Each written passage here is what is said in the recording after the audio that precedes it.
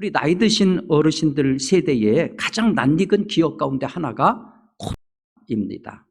코닥 필름 많이 익숙하죠.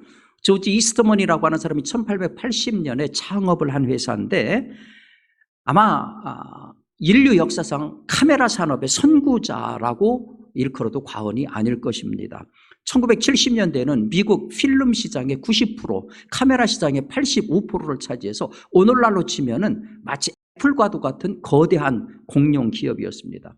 1969년에 최초로 인류가 달에 이제 착륙했을 적에 그 모든 장면을 찍은 것도 바로 코닥 카메라로 촬영을 했다고 합니다. 그런데 그렇게 100년이 넘도록 승승장구하던 이 코닥이 2011년 1월에 법원에 파산 신청을 했습니다. 그 이유는 그때 마침 디지털 카메라가 새롭게 개발이 됐음에도 불구하고 이 사람들은 아날로그 방식에 그냥 집착을 했다는 거죠. 그러니까 시대는 변화하고 있는데 그 변화를 받아들이지 못했고 자기들이 지금 잘 나가고 있으니까 신기술에 대한 위험을 감수하지 않으려고 했고 자기들이 이미 가지고 있고 확보해 놓은 그 기득권의 틀 안에 그냥 멈춰 있다가 저런 결과를 맞았다 하는 거죠. 비슷한 경우가 핀란드 국민 기업이라고 할 수 있는 노키아를 들 수가 있습니다. 여러분 제가 말씀드린 이 얘기들은 결국 뭘 얘기하는 걸까요? 개인이든 기업이든 국가든 변화하지 않으면 살 수 없다는 겁니다. 변화의 흐름을 따라잡지 못하면 도태될 수밖에 없다라고 하는 것입니다. 근데 이 변화라고 하는 것이 우리가 살아가면서도 굉장히 중요한데 근데 실질적으로 변화한다는 것은 생각만큼 쉽지가 않습니다. 고정된 습관을 고친다, 고정된 어떤 인식을 고친다 쉽지 않아요. 예를 들어서 여러분들 한번 신발을 보십시오. 남성분들 특별히 구두 뒷창을 보면 한쪽 면이 달아있는 것을 많이 봅니다. 그 얘기는 뭐냐면은 걷는 것이 무언가 지금 균형을 맞지 못하고 있기 때문이잖아요. 그래서 다른 거는 멀쩡한데 구두굽 한쪽만이 기형적으로 달아있는 경우를 보고 내가 이거 걷는 거에 문제가 있구나 생각을 하고 고치려고 해요. 근데 얼마 가서 보면 여전히 한쪽 면만 달아있어요. 고치기가 힘든 거예요. 이 습관이라고 하는 것이 이렇게 무서운 겁니다. 우리 언어를 봐도 말이죠. 참으로 변화를 막는 고정관념이 가득 찬 언어들이 굉장히 많아요. 얼마나 가나 봐라. 전에 안 해본지 알아? 빨리 크는 놈이 일찍 나가. 긁어 부스럼 만들지 마라. 또 바뀔 텐데 뭘. 너나 잘해. 이럴 땐 납작 엎드려 있어야 돼. 구관이 명관이야. 이 모든 얘기들이 뭡니까? 결국은 변화하는 것을 방해하는 그와 같은 이야기들 아니겠어요? 기업이든 조직이든 어디든 긍정적인 변화를 몰고 온다는 것은 결코 쉽지가 않습니다. 우리 개인만 봐도 그래요. 사람이 어떻게 저렇게 변해? 오래간만에 만나서 이런 얘기할 땐 거의 잘못된 쪽으로 변한 거를 얘기합니다. 정말로 잘못된 쪽으로 변화하는 것은 놀랍게도 쉬워요. 그런데 좋은 쪽으로 변하는 것은 놀라우리만치 어려운 것이 인간입니다. 그럼에도 불구하고 기업이든 국가든 개인이든 변해야 됩니다. 변하지 못하면 도태하고 망하는 거예요. 여러분, 이와 같은 변화라고 하는 화두 앞에서 전 세계에 변화의 바람을 일으킨 그 인물이 예수 그리스도다 이렇게 얘기하면은 지나친 이야기일까요? 사실은 종교와 신앙을 초월해서 인류 역사상 가장 큰 변화의 아이콘이 예수 그리스도이십니다. 그 중에서 우리가 특별히 예수 그리스도가 그렇게 변화의 아이콘이다라고 이야기하는 것은 죽음이라고 하는 숙명의 역사에 생명과 영생이라고 하는 변화를 가져온 분이기 때문에 그렇습니다. 그 예수를 받아들인 사람들마다 놀라운 변화를 보이지요. 가치관이 변화하고 생각이 변화하고 삶을 변화하는 모습을 우리가 보게 됩니다. 오늘 우리가 읽은 본문의 말씀도 사실은 이 변화와 관련해서 가장 잘 알려진 본문입니다. 예수를 안 믿는 사람들 가운데에도 기업인이나 정치인 아니면 뭔가를 새로 시작하려고 하는 사람들이 아주 애용하는 것이 오늘 본문이죠. 당시 유대 사회에서는 고아와 과부라고 하면 가난한 자의 상징이었습니다. 약한 자의 상징이었습니다. 반면에 세리와 창녀하면은 돌이킬 수 없는 죄인의 상징이었습니다. 특별히 이 세리가 아주 지독한 죄인 취급받는 것은 두 가지 이유였어요. 하나는 내국노라는 거죠. 세리가 같은 동족이면서도 로마 제국의 앞잡이 노릇을 하는 내국노다. 또 하나는 무자비한 도둑이다라는 거죠. 여러분들이 이미 잘 아시는 것처럼 로마 제국의 세리라고 하는 것은 로마 제국하고 1년 동안에 제국에다가 보내야 되는 돈을 서로 계약을 맺죠. 월급은 없습니다. 그러니까 1년 동안에 열심히 세금을 걷어서 계약한 숫자만큼 당국에다가 지불하고 남는 걸로 자기가 생활을 하는 거예요. 그런데 이 남는 돈이 사람들 볼 적에 용납이 안 될 정도로 착취가 되는 거니까 사람들은 세리를 가리켜서 면허증을 가진 날강도다 이렇게 봤던 겁니다. 그런데 이렇게 사람들한테 부정적인 세리가 놀랍게도 예수님은 12제자를 택할 때 그중에 세리 하나를 제자로 뽑았다 하는 얘기예요. 오늘 본문에 나오는 레위가 그 사람 아니겠습니까? 그건 대단한 파격이죠. 아마도 성경은 얘기하고 있지 않지만은 예수님의 제자단 안에서도 상당한 진통이 있었을 겁니다. 그런데 누구보다도 충격을 받은 것은 레위 당사자였을 거예요.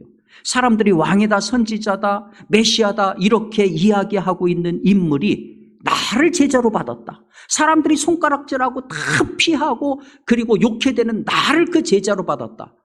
엄청난 충격이었을 겁니다. 엄청난 감격이었을 겁니다. 성경은 그거를 한마디로 그렇게 표현했어요. 그가 모든 것을 버리고 일어나 따랐다. 그가 모든 것을 버리고 일어나 따랐다. 버리고 쫓았다. 헬라어로 보니까요, 지체 없이 즉각적으로 버렸다. 그리고 일회성이 아니라 계속 쫓았다. 이런 의미입니다.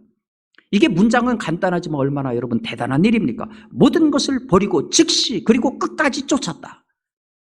당시 수리아에서 지중해 해안을 거쳐서 애굽으로 내려가는 무역로가 있었는데 이 무역로에 위치한 아주 중요한 지점이 바로 가버나움이었습니다. 그래서 가버나움에 바로 세관이 설치되어 있었고 레위는 바로 이 세관에서 일하는 세리였습니다. 그래서 기본적으로 관세를 얻고 물품세를 얻고 통행세를 걷었던 거예요. 아까도 말씀드렸던 것처럼 계약한 숫자만큼 로마 제국에다가 넣고 나머지는 자기가 생활을 하는 겁니다. 근근히 살아갈 정도만 걷었다고 하면 사람들이 불평하지 않고 원망하지 않고 그리고 이 레위에 대해서 부정적인 생각을 갖지 않았을 거예요. 그런데 레위에 대해서 성경이 묘사하는 것을 들여다보면 그런 얘기를 해요. 그가 잔치를 베풀었을 적에 큰 잔치라고 하는 표현을 썼습니다. 큰 잔치. 그리고 그 잔치에 많은 사람이 왔다고 그랬습니다. 자, 큰 잔치와 많은 사람. 두 가지가 필요하죠. 큰 잔치를 하려면 큰 스페이스, 넓은 집이 필요합니다. 많은 사람이 왔다고 했으니까 그 사람들을 대접하려면 많은 음식이 필요하고 거기에는 다시 말해서 많은 돈이 필요하다 하는 거죠. 그러니까 레위의 집은 컸어요. 그리고 충분히 많은 사람들을 대접할 수 있는 많은 돈도 가지고 있었습니다. 그 모든 것들이 어디에서 마련된 겁니까? 결국은 레위가 바로 이 세리라고 하는 직을 수행하면서 필요 이상의 고열을 짜내가지고서 얻은 결과 아닙니까? 그대로 있더라도 비난은 받겠지만 풍요로운 생활에는 전혀 변함이 없습니다. 그런데 그 모든 것을 버렸다는 거예요. 그리고 예수를 끝까지 쫓았다. 그 모든 수입원을 완벽하게 포기했다.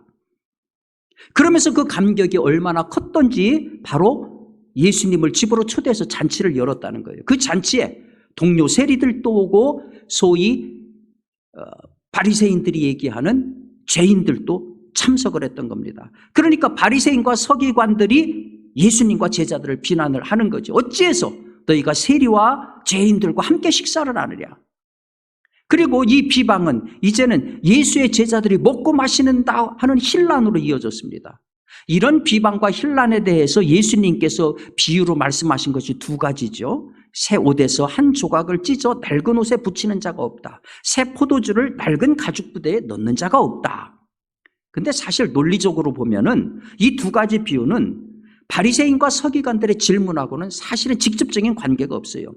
바리새인과 세리들이 뭐라고 얘기했냐면은 당신 제자들은 금식도 이 세례 요한의 제자들은 금식도 하고 기도도 하는데 당신 제자들은 어떻게 저렇게 먹고 마시는 것만 탐내느냐 이렇게 혼란성 질문한 것에 대해서 예수님께서 그 대답을 34절에서 35절에 걸쳐 하시잖아요.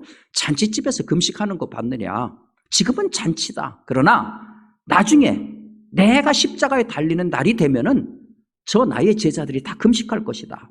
이 대답하신 다음에 예수님께서 이어서 자진해서 이야기한 것이 오늘 본문의 핵심인 두 가지 비유입니다. 근데 여러분, 이 비유는요, 사실은 예수님께서 이 땅에 왜 오셨는가, 그 핵심을 담고 있는 아주 중요한 비유입니다. 무슨 얘기냐? 율법 시대는 끝났다. 이제 예수 그리스도의 복음의 새 시대가 열렸다. 그 뉴 에이온, 그 새 시대, 그 새 사랑의 복음이 낡은 율법을 가지고는 안 된다. 그러니까 너희가 이 새 시대의 이 새로운 변화를 받아들여야 된다. 그렇습니다. 예수님께서 오신 것은 율법의 시대가 끝나고 하나님 나라, 즉 이스라엘을 넘어서 만민을 구원하겠다고 하는 하나님의 통치가 시작되었다. 그것을 의미하는 것이죠. 한마디로 변화가 시작되었다. 그러니 너희도 변화를 받아들이고 너희도 변화해라. 그래서 오늘 본문 전체를 관통하는 하나의 단어를 꼽으라고 하면은 변화입니다. 변화. 오늘 본문을 보면 변화를 두 가지로 설명을 해요. 첫 번째는 변화라고 하는 건 뭐냐? 과거로부터의 단절로부터 시작된다. 과거로부터의 단절로부터 시작된다. 익숙한 것을 버리는 것으로부터 변화는 시작된다. 헤르만 헤세가 1919년에 발표한 데미안에 이런 내용이 있습니다. 새는 알에서 나오려고 발버둥친다. 알은 새의 세계다. 태어나려고 하는 자는 하나의 세계를 깨뜨리지 않으면 안 된다. 사람마다 다 자기 세계가 있어요. 마치 알과 같은 세계가 있죠. 그 세계라고 하는 것은 생각도, 가치관도, 생활 습관도, 취향도 모든 것을 다 포함하는 개념입니다. 인간은 이 세계 속에서 살아갑니다. 시간이 지나면은 놀랍게도 이 세계는 더욱 견고해집니다. 깨기가 힘들어집니다.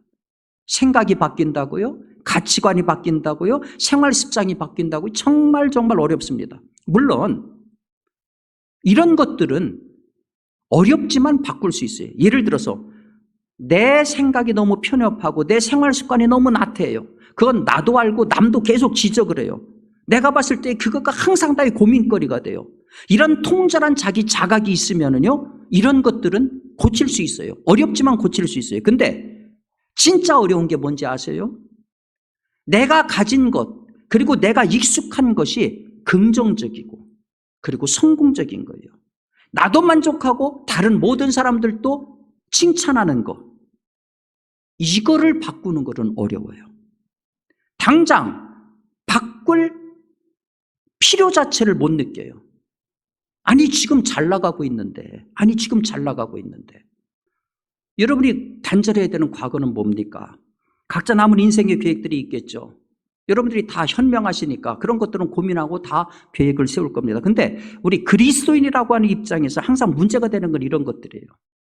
예수를 믿어서 복음을 받아들인다는 게 뭡니까? 다 새 옷을 입는다는 얘기고 새 포도주를 마신다는 얘기죠.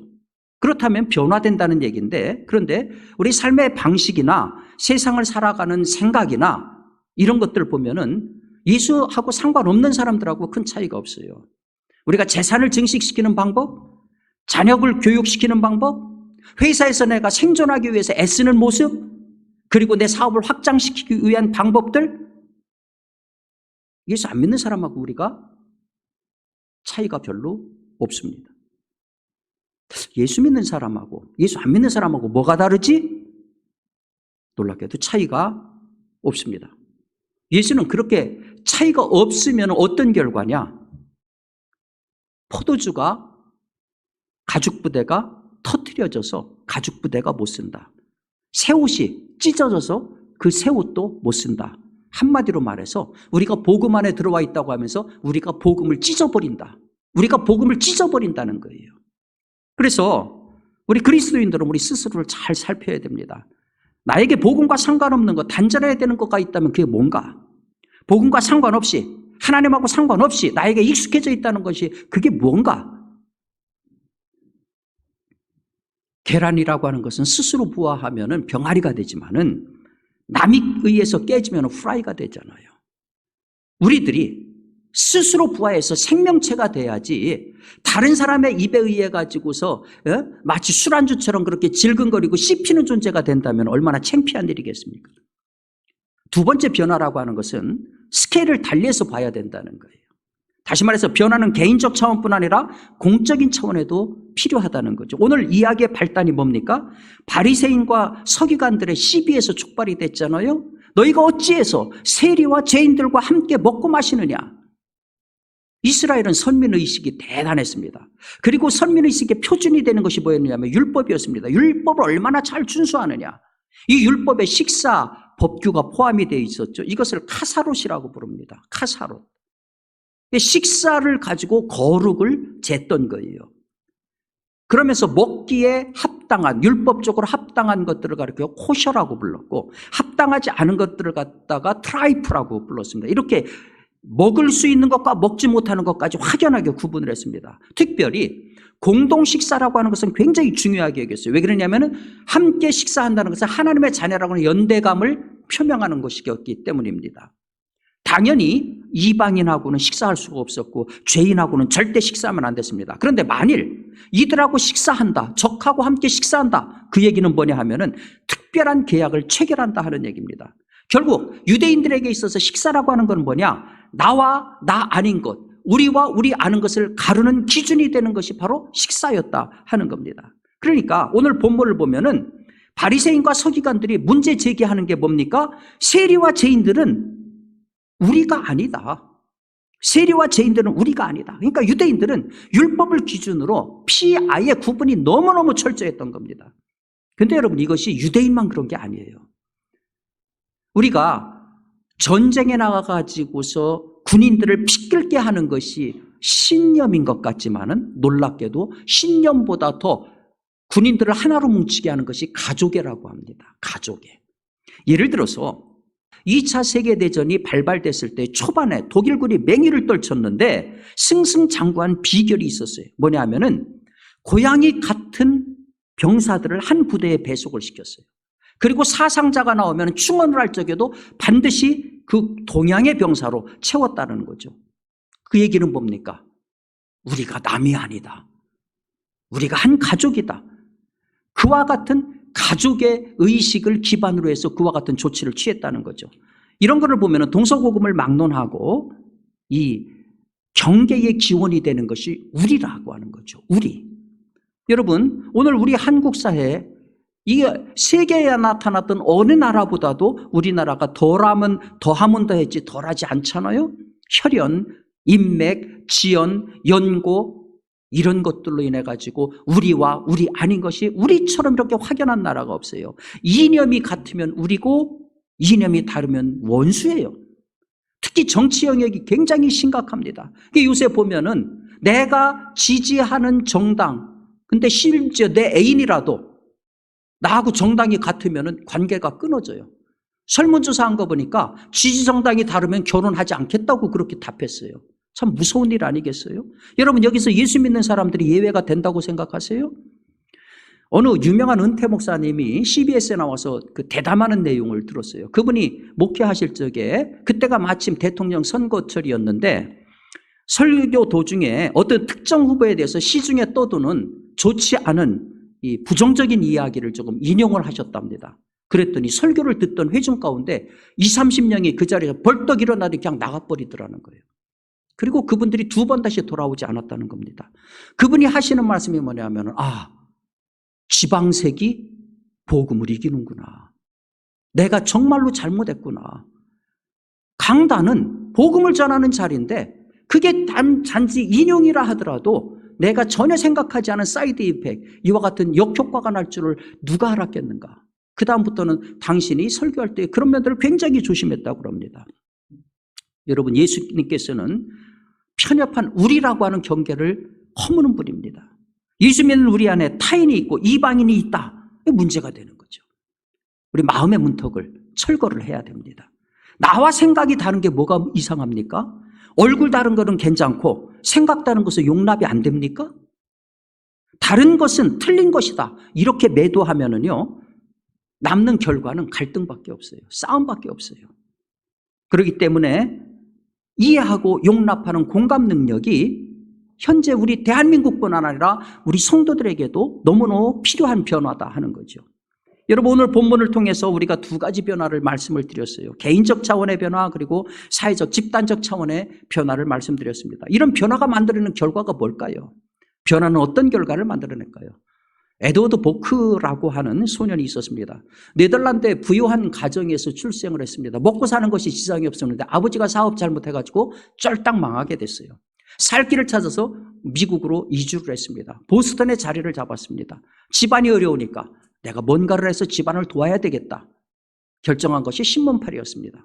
근데 신문을 파는 좌대에다가 먼저 이 보크는 가자마자 빗자루로 주변을 깨끗하게 쓸었습니다. 항상 그래서 보크의 그 좌대 옆은 깨끗했어요. 담배꽁초 하나 찾을 수가 없었습니다. 그리고 신문을 사러 오는 분들한테 항상 웃는 얼굴로 상냥하고 친절하게 되었습니다. 그러다 보니까 다른 좌대보다 유독 보크의 신문 파는 데는 손님들이 가득 넘쳤습니다. 이유가 있었어요. 할머니가 네덜란드에서 떠나오기 전에 이렇게 얘기를 했어요. 보크야, 내가 어디를 가든지 내가 있는 곳을 달라지게 해라. 내가 어디를 가든지 내가 있는 곳을 달라지게 해라. 보크는 공부에 대한 열정이 대단했습니다. 그렇기 때문에 책을 사기 위해서 점심값을 아껴가면서 책을 사가지고 미국 위인 전기 전집을 사가지고 그걸 독파를 했어요. 그리고 독파한 다음에 거기 위인들한테 직접 편지를 썼어요. 그래가지고 위인들하고 교류를 시작했습니다. 심지어 18대 대통령인 그랜트 장군, 20대 대통령인 제임스 가필드, 그리고 시인인 렐프 월머, 에머슨, 롱펠로우, 이런 양반들의 글을 읽고 직접 그 사람들한테 편지를 써서 교분을 쌓기 시작했습니다. 후에 이 사람이 기자가 됐는데 유명한 일화가 있어요. 19대 대통령인 루터포스 헤이스의 연설을 취재할 때인데 만찬을 겸한 기자들하고 이제 간담회죠. 거기에서 이 사람은 속기 능력도 부족하고 다른 사람들은 속기 능력이 막 탁월하니까 옆에 음식 먹어가면서 요요자작하게 그렇게 이제 기사를 쓰고 있는데 아무것도 안 하고 그냥 열심히 받아 적는 거예요. 그리고 연설이 끝났을 적에 대통령한테 이렇게 얘기합니다. 대통령님, 제가 다 기록을 못했습니다. 그 연설문을 좀 저에게 주십시오. 초유의 일이니까 옆에 있는 경원들이 제지를 했죠. 근데 이 대통령은 눈여겨봤던 거예요. 아무것도 안 하고 그렇게 열정적으로 진지하고 성실하게 임하는 것을 보고서 자기 연설문을 줬어요.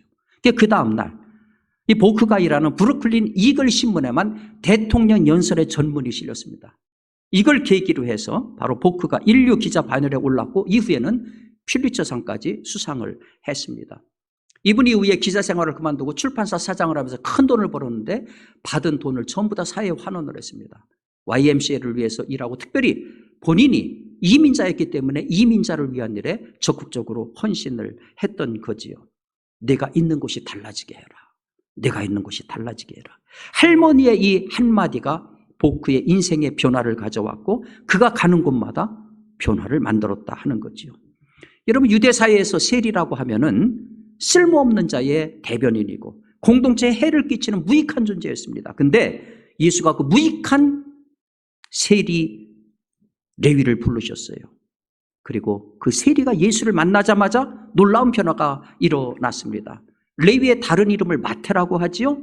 신약 성경의 첫 번째 복음서를 지은 마태가 바로 이 레위입니다.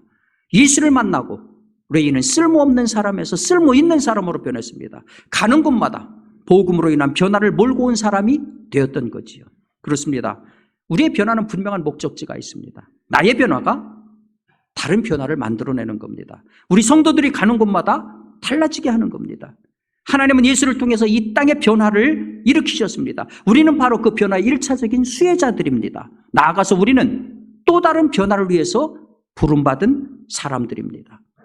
여러분이 있는 곳을 달라지게 하시기 바랍니다. 하나님께서 여러분을 도와주실 것입니다.